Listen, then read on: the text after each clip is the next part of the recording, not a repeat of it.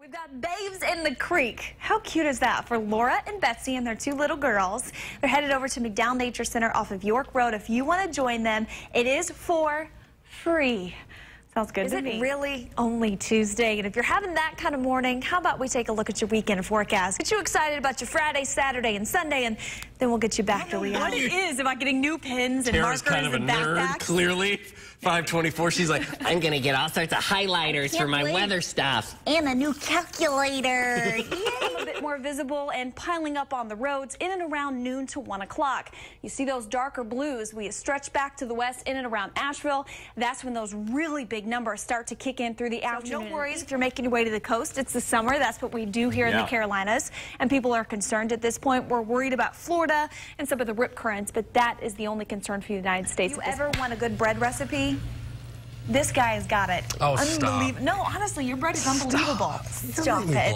What's next? Fun in the snow, but then it turns to ice. And a perfect picture of this sent in by Ben Brown in Clover, South Carolina. 1/4 inch of ice on those roadways. This is what it's going to look like when you step outside and even try and walk to the car. Live with yourself, saying it's going to be 101 degrees. How do you sleep at night? How do you sleep at night, meteorologist? And I don't sleep very well because the house is hot. That's probably how you feel, too. Why are we actually seeing the snow for once? Well, normally when it advances back to the west and heads over the mountains, it kind of dies out. This system is from the Gulf, full of moisture. We've had the Arctic air from the chill over the weekend. Those two combinations are causing the snowfall. It is hot. And it's a perfect day for being at the pool, but I think it's a perfect day for being in the pool rather than trying to lounge around the outside. The severe weather still pushing out of the area, but Anson County, Richmond County, we've got Lancaster County, Chesterfield County, still finding strong thunderstorms. Boy from Concord. That's right. Went to what high school? Northwest Cabarrus. So racing is his passion, hopefully to make it a profession here in the upcoming years.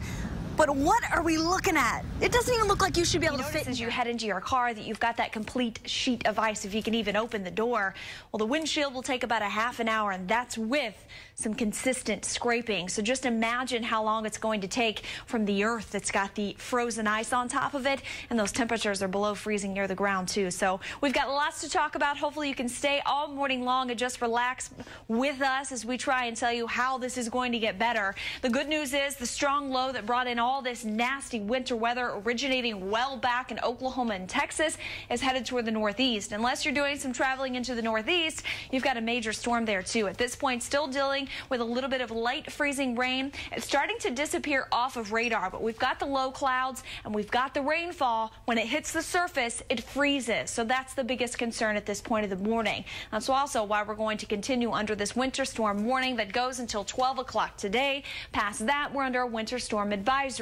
That picks up and continues until Wednesday because of how much ice we have on the ground. And then around the mountains, you still have your winter storm warning too. You've got yours until 6 o'clock, freezing rain and snow potential. So what's going to happen there is you've got snow, freezing rain, then snow again, making it seem like it would be fine, and you're going to hit the ice fast. So if you can, stay off the roads in and around the mountains as well. Your ice not as thick, but ice is ice. So how did we go from snow to actually warming up and getting some of the rainfall?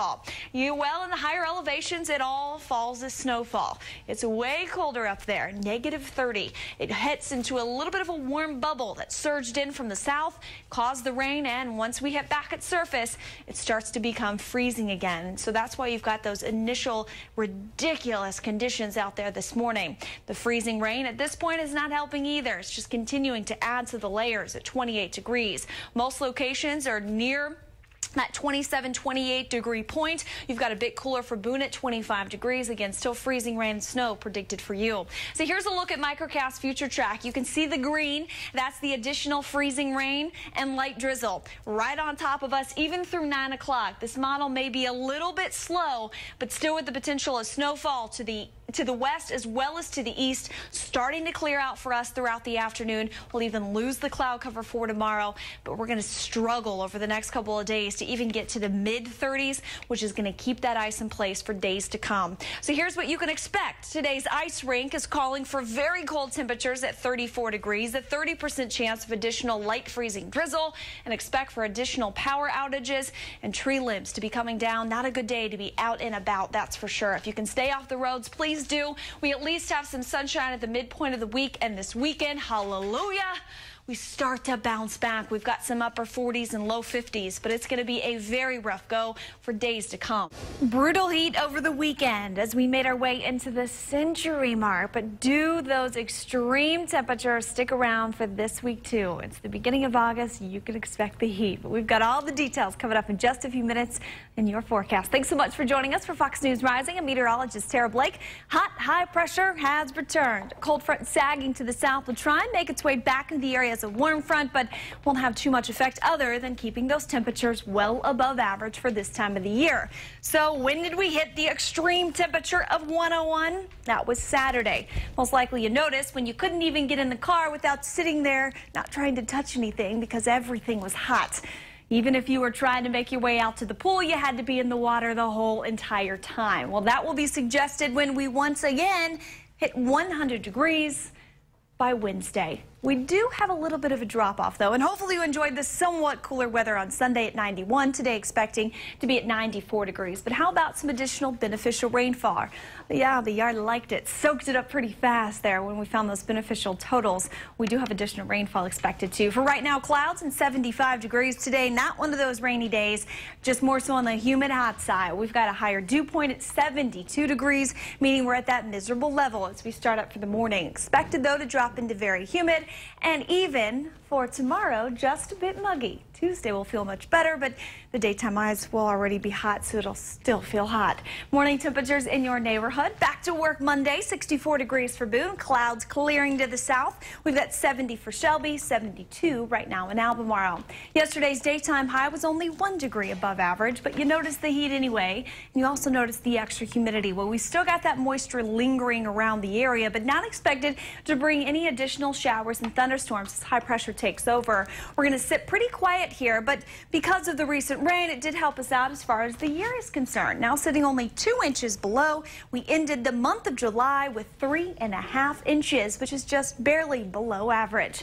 But how about some tropical action? Maybe Emily soon to form? Those details and your 7-day. Tara, you're a farm girl, so I don't want you to take this personally, but fewer people are opting to live out in the country. In the country? Yeah, according to some new census numbers, the migration from rural America to cities and suburbs continues to grow. The numbers show that rural America now accounts for just 16% of the nation's population. That marks the lowest ever.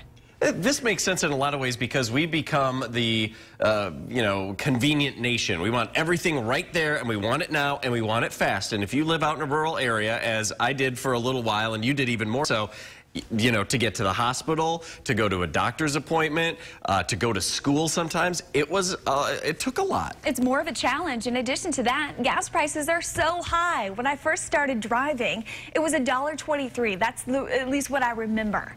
And I remember when it got to $2, my dad was saying, oh, you're going to have to cut down your driving.